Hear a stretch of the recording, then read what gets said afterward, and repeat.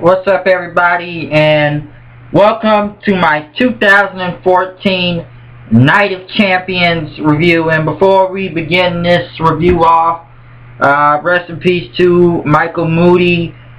One of Paul Bear's kids has died. We don't know the cause of death yet. I just heard later during the pay-per-view after it, I heard he died. So, yeah, rest in peace to Michael Moody. That's a related death. That's crazy. Well, the Night Champions, kicking it off first with the tag team titles on the line. The Usos versus Goldust and Stardust. And I gotta say, this is a great opener. I really did enjoy this match. Even though we've seen it over a million times now, we've been seeing it too many times lately with Goldust and Stardust go against the Usos. I guess this is where you kind of pull out all the stops for the tag team championships, which I thought was great.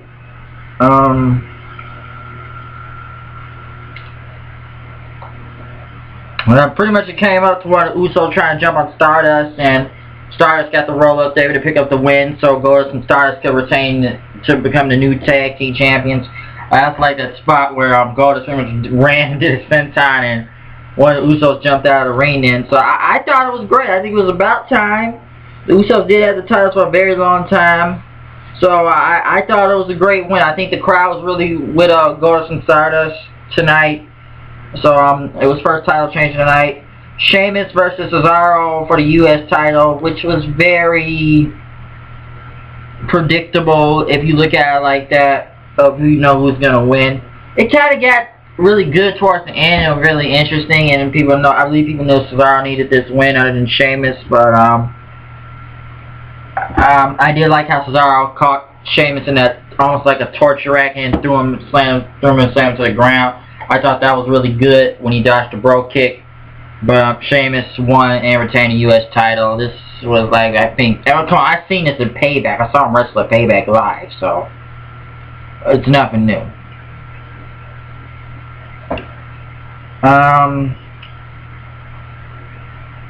Florida Georgia line came out. For some reason, to be on commentary, as Dolph Ziggler went against The Miz, and both their stunt doubles were out there, Truth and Sandow, where it got to the point I feel like the announcers just kept paying attention to Florida Georgia line and paid attention to the Intercontinental title match itself. That was my problem with the match. And then kind of later on, once Sandow knocked down Ziggler, then Truth, and then Arya Florida Georgia line, they come pushing down, and Truth has to attack them and chase them. They kind of came towards the end of the match. Ziggler's about to hit the zigzag on them. Sandow came back, Ziggler super kicked him, and then pretty much turned around. Miz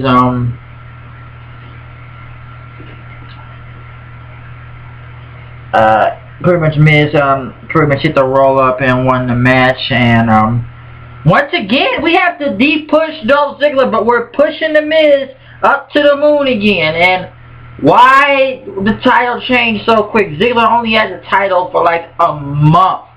I guess they're still going somewhere with the Ziggler and Miz thing, even though the stunt double thing's gotten out of point now. Like, why are we doing this? Like, my God, I'd rather see R-Truth back in TNA do something than watch whatever the hell this is. And Sandow, I don't know what the fuck they've done in his career, but that's gotten ridiculous now. Which I was very surprised that Miz did regain the Intercontinental Championship again. Why? I don't know, but he's the new champion. Seth Rollins came out, as if people came out saying you sold out. As everybody knows, Roman Reigns is injured because of a hernia surgery, and pretty much Seth Rollins says, I'm going to give him a chance to come out, and he's got 10 seconds so he forfeits. So they did the match, Seth Rollins and Roman Reigns, but probably a 5-star class for him to win the match in 10 seconds. And then after that, he said, you didn't get a chance to see him wrestle. And I think the people are disappointed. So he's issuing an open challenge to anybody in the back who wants to wrestle him. And then pretty much, then a cab rolls up, and Dean Ambrose steps out of the car and returns, which he did not pay the cab fare. But he came through the ring, and they brawled. Ambrose pretty much came in, was beating the hell out of Seth Rollins. They were brawling everywhere. He threw him into the crowd. Triple H and Stephanie then brought out security and agents. Pretty much Dean Ambrose was jumping all over those guys then and still chasing Seth Rollins. Seth Rollins did what he can to escape. Ambrose pretty much came in and beat the living hell out of him. The crowd went nuts for Dean Ambrose, I say. They went nuts for Dean Ambrose for his return, which probably was the plan now since Roman Reigns. If I thought the plan was, I didn't think any of them were going to be back. Because Reigns, and come on, we saw Roman Reigns fight Seth Rollins last Monday on Raw. What was the point of doing this match again if we saw it on Raw? But Dean Ambrose came out brawl with him, and like I said, Ambrose was back, and he pretty much had a chair about to hit Seth Rollins with all the agents and stuff, tackled him to the ground, and Triple H gave him like some type of handcuff thing, restrain him, and they carried him out of there then, and pretty much Triple H and Stephanie held Seth Rollins' hand out up at the end, which was a great return for Dean Ambrose. And even though there was no Seth Rollins versus Roman Reigns, Ambrose pretty much got the big pop on his return, so that was really good. Mark Henry went against Rusev, and Big Show gave him some American gear tonight, which was like this match. Mark Henry Rusev, I'm not saying if it was one-sided on that. It got its bits and parts there, but I feel like Rusev was almost kind of dominating in a way for some reason. And he beat Mark Henry, and people say he'd rather be deported now since he lost this match. Rusev won because people look pissed, and come on, they did the national anthem and sang that. And Henry was actually crying in the ring. Even though it's just, I think the Swagger matches are better. I don't know what the hell's going to happen now. It's going to be a rematch of Rusev and Mark Henry. Is anybody else going to step up to the plate? I don't know what's going on with that. If somebody steps up to the plate or not. But we'll have to see. Chris Jericho winning against Randy Orton, which was pretty much one of the greatest, pretty much one of the biggest matches of tonight. It was really good. A lot of near falls. Craziness, but once Jericho kind of got up to that top rope, now I think we all knew what was coming, because it's almost like the video game when they stand up there for a number of seconds to get ready for their opponent to come, and then you just hit that finisher move button and pretty much hit the RKO. Jericho pretty much jumped in, or hit the RKO in midair. It was still a good match. We've seen it many times before, and they always put on great matches. So why did Orton need this win anyway? I'll never know.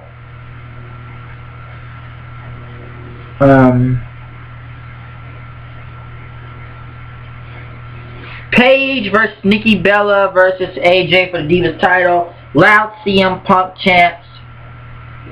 Why was Nikki Bella in this match still? I'll never know why.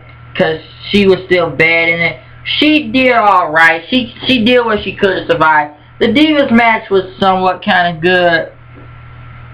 So, even though one of the best, they did hit a lot of moves, Nikki Bella. Even though AJ and Paige were better anyway, Nikki Bella did what she did to survive in this match. She was decent, I'll say that. But pretty much it came to Paige hitting the AJ hitting the Black Widow on Paige then. Had to pretty much get in there tight and pretty much regain her title. Which people like, what was the point? Is why they do that backstage thing with Brie Bella? I thought she would have interviewed to stop her from winning the title or something. And it had nothing to do with that. But I think the crowd went somewhat good when AJ won the title. Because I didn't know they even saw it coming. I don't think they cared in a way. Like, good, AJ, I predicted AJ was going to win. Like, alright, AJ is going to win. Like, who cares? Like, come on, do you really think the fucking Bella's going to win? That's some type of fluke finish. And Paige regaining the title, I could have saw that coming also, but I had my money on AJ winning, so AJ won the match, which a lot of excuses that make a lot of sense sometimes. John Cena versus Brock Lesnar for the WWE World Heavyweight Championship was a weird finish in this match. They kind of at least made it even this time with both guys. John Cena and Lesnar hit a lot of moves. Wasn't much German suplexes as last time. Other than some hard shots here and there. Cena hitting that elbow across Lesnar's face, had him bleeding through the nose. Yeah, Lesnar pretty much messing up Cena's back a little. And pretty much Cena was trying to hit the STFU most of the time, and then he picked up again and hit it with a 4th FU. Until then, Seth fucking Rollins comes out. He hits Cena with the briefcase and knocks him out of there, and then is about to cash in on Brock Lesnar. Let me say this again. He's cashing the Money in the Bank briefcase on Brock Lesnar. And this doesn't make sense. How does it come off believable anyway that this guy's going to be Brock Lesnar? Like, if you're going to be Brock Lesnar, you have to hit Brock Lesnar so many times with that briefcase, you have to knock him out. And then pretty much like he pretty much curb stomps Brock Lesnar, gets the briefcase, everybody's going nuts, and like, the crowd's like, he's cashing it in! He was about to cash it, Justin Roberts announced it, but Cena stopped him and threw him everywhere, and Seth Rollins got it before it even got cashed, and Brock Lesnar pretty much hit an F5 at Cena at the end of the show. So it was a weird finish. The match was really going kind of good itself in a way. I just thought the ending was like, a lot of things, like, who's right man to believe that Seth Rollins is going to beat Brock Lesnar? I want somebody to answer that question for me, please. Answer that question if you really believe that. Because you have to beat the hell out of Brock Lesnar. Have somebody jump him. You have a whole bunch of guys beat his ass for somebody to win. So that's what you got to do. But finish this. We had 3 title changes tonight. Dean Ambrose won. A bit of a weird show. No cash in. I was hoping. I was really predicting the Money in the Bank cash in, but there was no cash in. So yeah. But we got what we got out of tonight's show. I thought the pay-per-view was decent. It was good on some levels to an extent, so I think they got what they could get out of it in a way. 3 title changes, Dean Ambrose return, almost a Money in the Bank cash-in, but whatever. But I'm out of here. So once again, it's me, HWOD, coming with the new reviews. You know what I am, you know what I do with the show, with the flow. It's no time for re-up, no more revamping. You know what's happening. And now we are done with this review of the 2014 Night of Champions. So I will see you guys later. Live reactions are going to get posted up to probably tonight and tomorrow. If mostly probably tomorrow when I have more time. But I'll try and maybe get 1 or 2 tonight, or maybe I'll do as much as I can.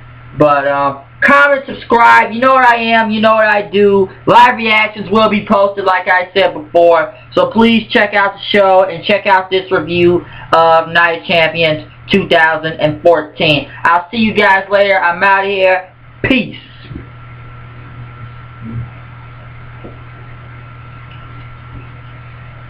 Out of here.